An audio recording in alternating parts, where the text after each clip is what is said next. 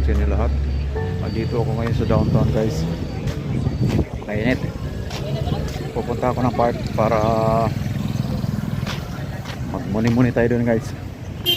Nakasalamin ako kasi napakainit. Para maibsan yung liwanag.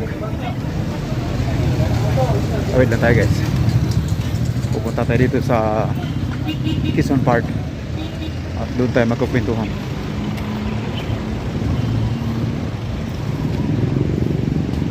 Galing ko lang sa Unitap at saka Unicity. Ito ako rin standby kasi malamig sa loob eh. At alam nyo na, malamig, naantok. Kaya gusto ko magkape. Pero bago mangyari yon, muni-muni muna tayo. Makita ko rito kasi nga gusto tayong maghanap ng hindi mainit na lugar. Saan kaya pwede? Lahat mainit eh. Dito lang kaya. Marami nagtitiktok dito. Ako naman nagtitiktok. Dito lang ako. Kasi grabing init. Dito sa may mga halamanan. Dito mga bulaklak yan o. Diba ganda? Ayan. Ganda ng bulaklak guys. Tingnan natin. Pero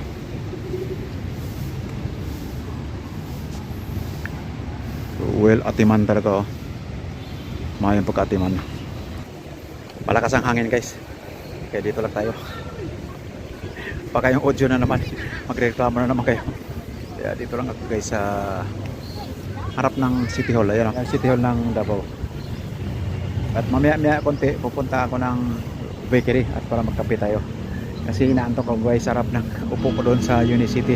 May mga upuan doon eh. May mga upuan doon sa may pagpasok ko sa entrance. So pwede ka ito mag-relax. Magmuni-muni. Mag-review sa mga call center spiel. Call center interview. Parang ating dila ay masanay o ma-practice sa pagsasalita ng English. Thank you for calling customer service. My name is June. How may I help you today? Yung mga ganyan ba? Nakakamiss. Saan ba ako upo dito na hindi ka mainit? Ako maupuan na hindi mainit eh. Pag doon naman sa may upuan, yung upuan na yun, ang daming maiingay doon sa baba. Nagsasalita. Madidinig eh. Baka capture na naman ang ating video at magre-reklamo na naman kayo mga bayan, diba? So dito lang ako, tatayo lang ako dito guys, mag video o standing vlog lang ako dito. So ngayon ay pupunta ako ng Dikiri, magmerienda tayo doon guys para hindi tayo antukin. So maya maya uwi na ako, kukunin ko yung aking laundry tapos siguro yun para masampay ko sa bahay.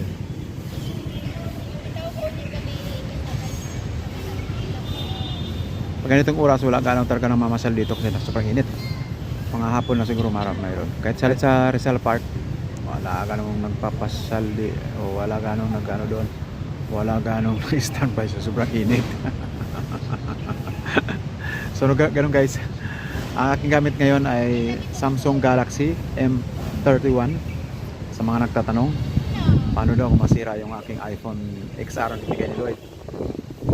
Kasi yun ang lagi kong binablog ay meron akong backup. Ito ang ginagamit ko ngayon, backup. Pag nasira yun, problema sana. Pag nasira yun, ito ang ginagamit ko. Or either pag punong storage, ito ang alternate ko o backup, itong Samsung Galaxy M31. Mayroong in-offer yung anak ko na camera DSLR, so lang hindi kami nakita. Gusto may magkita kami sa Dumaguete City ng bakasyon nila. Hindi ako natuloy. Si Mother Queen lang ang nandoon. So dapat ibigay sa akin yon dahil di man niya ginagamit. Isang vlogger din yung anak ko nung sa Dubai pa siya. Ngayon ay dalawa na anak, ayaw na niyang mag-vlog kasi mapabayaan niya yung pag-atiman sa kanyang mga anak. So gusto niyang ibigay sa akin yung kanyang DSLR camera. Anyway, thank you anak. Pero pwede pa naman itong aking camera na bigyan ni Lloyd. At saka itong aking backup cellphone nga na Samsung Galaxy M31. So So thank you anak. Pagsunod na kita na natin kung makababa ako Maynila. Yung ang problema ko, wala rin akong dami pa akong kailangan guys na dapat bibilin para maging ganap talaga na maging professional vlogger tayo. Karoon tayo ng maganda at maayos na mga gamit, ika nga, para naman sabi nga ni Lloyd, kailangan mag-invest ng mga gamit para pag vlog natin ay malinaw, maganda at masiyahan ang mga nanonood. Pero pagtsagaan nyo na lang guys, kasi ganito lang aking ginagawa, mobile vlog lang ako, at sana'y patuloy kayong manonood dahil nga I have no choice, kasi ganito lang talaga buhay ko. So ganun guys, ang aking vlog ay tungkol sa aking sarili, how I live here in Davao City, paano ko kumain, paano ako nabuhay, paano ako nagkaroon ng pagkakataon na yun nga, makontak ang aking pamilya sa pamamagitan lang ng chat, video call, or something like that. O dito sa vlog ko, ay lagi ko namang binabanggit ang kanilang mga pangalan ng mustaw sa nila, at naway na maganda at maayos ang buhay nila sa bawat isa sa kanila.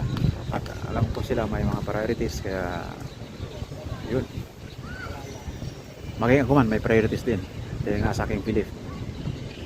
Kaya nandito ko sa Mindanao, di ba?